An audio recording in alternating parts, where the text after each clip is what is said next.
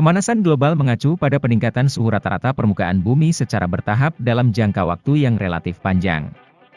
Ini disebabkan oleh peningkatan konsentrasi gas rumah kaca di atmosfer, yang terutama disebabkan oleh aktivitas manusia seperti pembakaran bahan bakar fosil, deforestasi, dan aktivitas industri. Efek rumah kaca adalah fenomena alami di mana gas-gas seperti karbon dioksida, CO2, metana, CH4, dan nitrogen oksida, N2O, menangkap radiasi inframerah yang dipancarkan oleh bumi dan mempertahankannya di atmosfer, menciptakan efek pemanasan. Namun, aktivitas manusia yang melepaskan gas-gas rumah kaca ini secara berlebihan telah menyebabkan peningkatan konsentrasi mereka, memperkuat efek rumah kaca alami dan menyebabkan pemanasan global.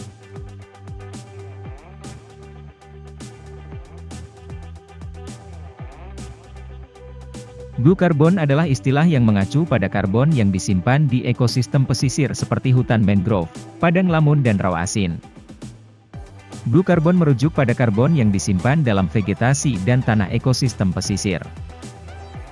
Blue carbon berperan penting dalam mitigasi bencana dengan melindungi wilayah pesisir dari risiko banjir, badai, dan abrasi pantai.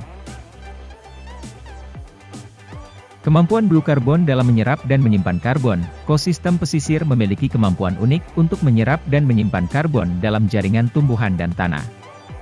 Blue carbon membantu mengurangi risiko bencana alam seperti banjir, badai, dan abrasi pantai dengan melindungi wilayah pesisir. Restorasi ekosistem mangrove mengembalikan fungsi yang hilang akibat kerusakan. Ekosistem mangrove berperan sebagai benteng alami yang mengurangi dampak gelombang pasang dan menyediakan perlindungan terhadap banjir dan erosi pantai, sebagai penyerap karbon yang efektif dan memberikan manfaat dalam mitigasi perubahan iklim. Langkah strategis mitigasi pemanasan global, melalui ekosistem blue carbon. 1. Pelestarian ekosistem pesisir. A. Memelihara dan melindungi ekosistem mangrove, padang lamun, dan rawa asin. B. Menghentikan kerusakan ekosistem pesisir akibat pembalakan ilegal, konversi lahan, dan penangkapan ikan yang merusak habitat. 2. Pengembangan kawasan lindung. A. Membentuk kawasan lindung yang melindungi ekosistem pesisir dan memastikan keberlanjutan fungsi ekosistem.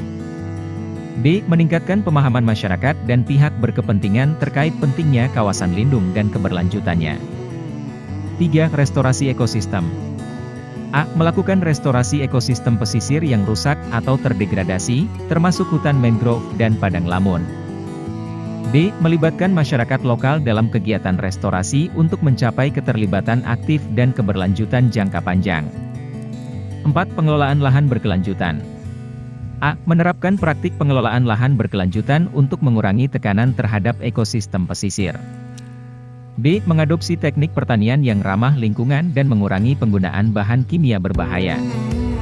5. Peningkatan kesadaran dan pendidikan masyarakat. A. Mengedukasi masyarakat tentang pentingnya ekosistem pesisir dan manfaat blue carbon dalam mitigasi bencana. B. Meningkatkan kesadaran masyarakat tentang praktik-praktik berkelanjutan yang dapat mendukung pelestarian ekosistem pesisir. 6. Kerjasama dan kemitraan. A. Membangun kemitraan antara pemerintah, organisasi non-pemerintah, masyarakat sipil, dan sektor swasta untuk mengatasi tantangan mitigasi bencana dengan memanfaatkan blue carbon. B. Melibatkan berbagai pihak dalam perencanaan, implementasi, dan pemantauan program mitigasi bencana berbasis blue carbon. Apa yang harus dilakukan untuk mencapai CO2 netral? 1. Pengurangan emisi.